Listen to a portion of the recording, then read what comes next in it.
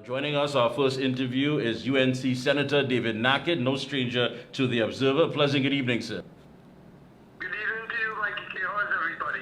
Well, it's always a pleasure having you. Well, everyone is set and ready. As you know, the bell has rung, and we're looking at August 14th, of course, and nomination is June 26th. In the essence of all of this, what are you capturing? As far as on the ground. Well, the ground has been crying out for an election that Rowley and the PNM tried their best to postpone as long as possible. I mean, if it was up to them, they would have no election. I mean, we heard their prevarications and their utterances concerning the Privy Council's decision, and it was ridiculous to the point that we know, and the people on the ground feel that Rowley and they would prefer to avoid this election.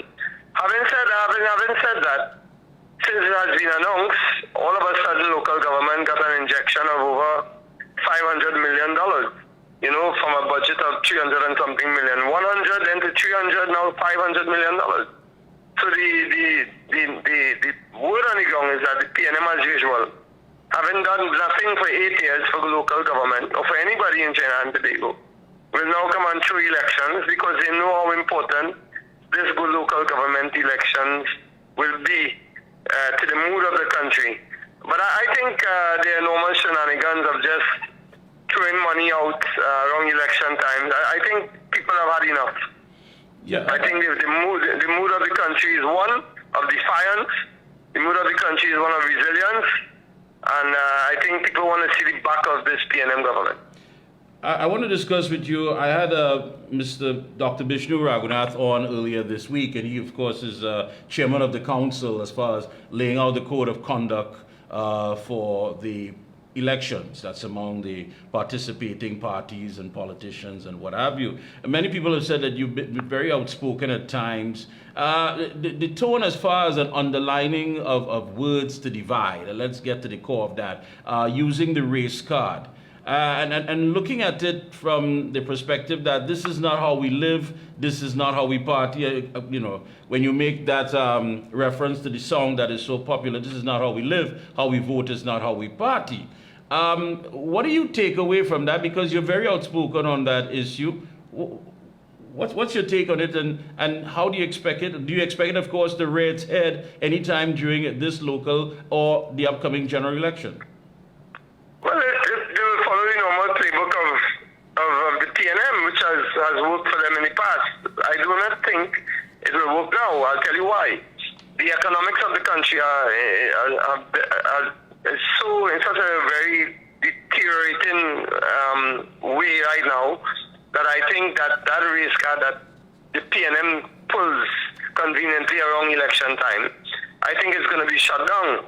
And I think that gentleman that you mentioned, I think these are the people who, because of their, I would say, nuance and very, very disingenuous stance, Vishnu Raghunath, I think they always speak in a way to me that exacerbates the problems rather than try to solve. They always come up with, they have a group and they have a poll and but they are not on the ground. These people are not on the ground. I don't pay any attention to what they have to say. The likes of them or Terrence Farrell or those people. I pay no attention to them. What I find amazing, Senator, is that you're saying at this point in time there's a code of conduct. But there has been a lot of statements made even outside of the political arena, of the season that is. And now where people are vying not just for a victory at the polls, but one can even look at it and expand and say some people are fighting for their career or even that of their freedom, their own freedom.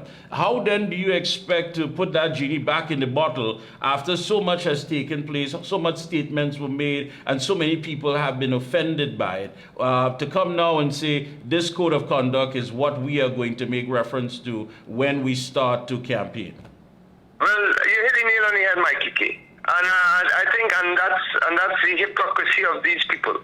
You know, they talk about a code. Every time you see that the PNM is in trouble, you have these people who come out of the woodwork and start to talk about code of conduct, when they say nothing about the behavior of Keith Rowley?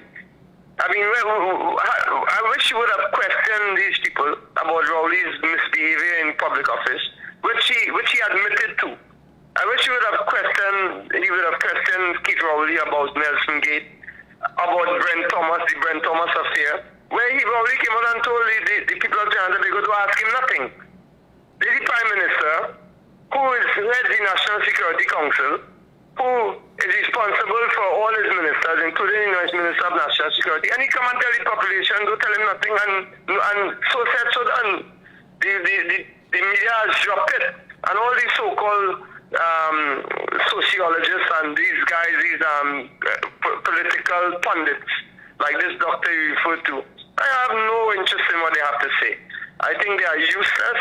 I think they have shown that they are all about their self-interest, and they are partisan when they want to be. What code of conduct you talking about? Man, the code of conduct of the PNM has been completely ludicrous. It has been aberrant. It has been atrocious. And I think what they are afraid of, all of these sleeper cells of the PNM, they are afraid that the UNC on the ground is very strong right now. I think the people are really looking to see the end of the PNM, because it's 8 years of separation. You're going to come and try and throw money. You're going to come and try and throw the narrative through your proxies in the media, through your sleeper cells like these people.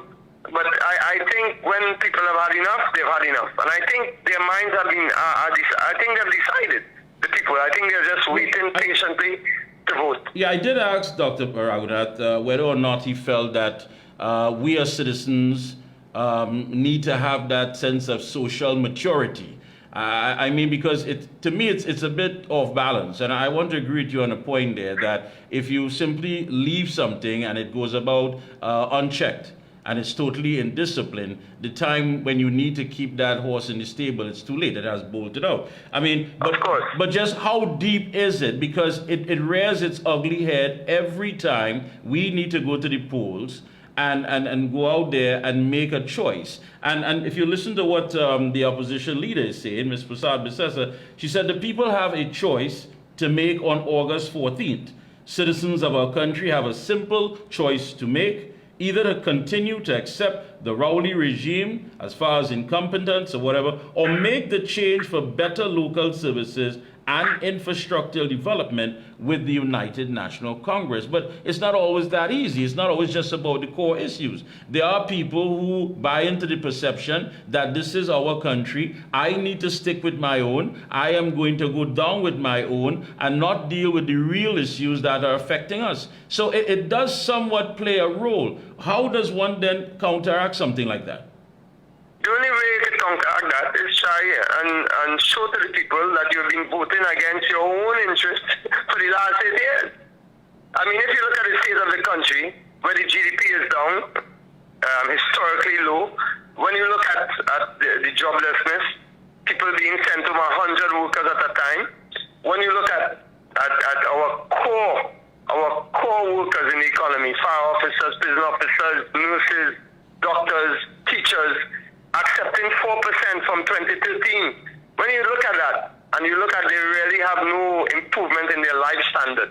When you look at that, in a country where you're seeing people taking home $250 million in rentals, ministers' wives getting contracts, when you look at all of that, the same names appear and appear.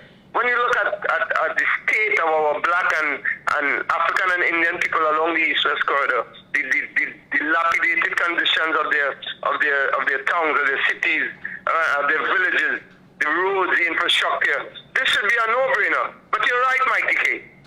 You're right. The polemic, the polarizing force that is race, and very well used, diabolically used by the PNM historically, they will try.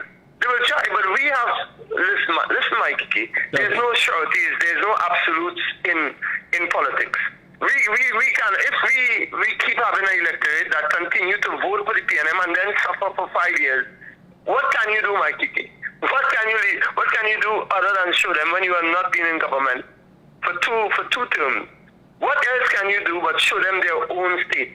How can I impress upon a young boy who has no chance, who was 10 years old, let's say example. Let's say he was 10 years old when Rowley came into government. He'll be 20 years old when Rowley leaves government, God willing. And he has nothing to show.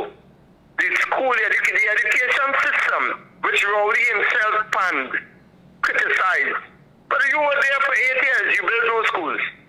You let schools that were 95% completed by the UNC, you let them be vandalized, and just because you didn't want to let the people know that UNC built those schools. We built 105 schools, rehabilitated 105 schools in our term.